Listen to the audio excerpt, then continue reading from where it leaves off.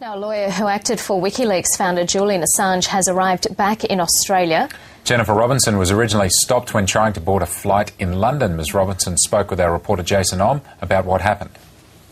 Well, when I went to check in at Heathrow, the airline staff were unable to check me in at the desk. They had to take my passport and went away to a security officer and then came back and told me that I was inhibited and they had to call Australia House before I'd be able to travel. Now, they ended up not having to make that call because my boarding pass was printed before they actually picked up the phone and made the call. But they informed me that I was inhibited and that they would possibly require the approval of Australia House, and a security guard came over and told me that I must have done something controversial to have landed myself on that list. Now, I don't know what the list is. I certainly hope that it's a mistake being a human rights lawyer. You'd like to think that you don't end up on these sorts of lists. But if a list does indeed exist, I'd like to know what that list is, why I've ended up on it, and certainly in what circumstances is it that an Australian citizen requires the approval of Australia House, or the airline staff would be required to call Australia House before an Australian citizen can get on a plane and come home. Why would you be on that list, do you think?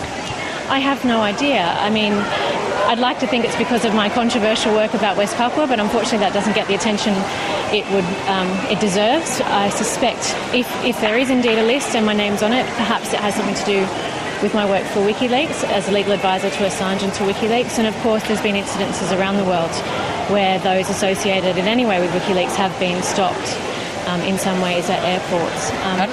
How does it make you feel about possibly being watched in that way? Look, I think if it is happening, as the security guard at Heathrow suggested, it is a real concern that human rights lawyers who are doing their job, who are standing up for, I believe, for what is right, are under surveillance. And I mean, it's certainly an issue that I think has come up in Australia recently with ASIO surveillance of activists. And if it's happening to lawyers who are one step removed, what's happening to the activists, to the people that we defend? What kind of answers are you looking now from the Australian government and the UK government in regard to this matter? Look, I'd just like to know what happened, in what circumstances, and why would an airline be required to call Australia House before an Australian would be permitted to board? Why would airline staff come back from checking with a security guard to say that I was inhibited from travel without calling Australia House? It's just odd. It's never happened to me before. I've certainly never heard of it happening before, and I'd like to think it was a mistake, but I'd certainly like to know what happened. Are you worried it'll happen again then?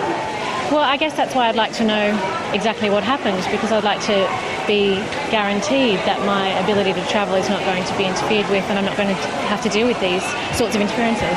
The UK Border Agency has told the ABC that no UK border official was involved in the incident. That's all they've said. So who was the security guard that told you you might be controversial, you might have done something controversial? I flew Virgin, so it was Virgin airline staff, and then a GS4 security officer came over to explain. And the airline staff said actually they've had similar problems with an American journalist coming through before. So I don't know in what circumstances this has happened before.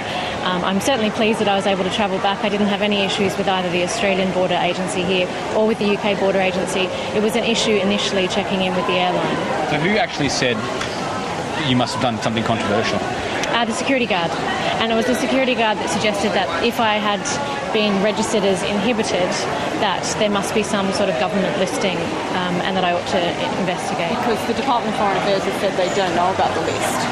Look, they're all questions that I have as well. I don't know what the circumstances are. I certainly hope that it was some kind of mistake, but it certainly raises a lot of questions. Now, the Attorney General Nicola Roxon's going to be at this conference you'll be at.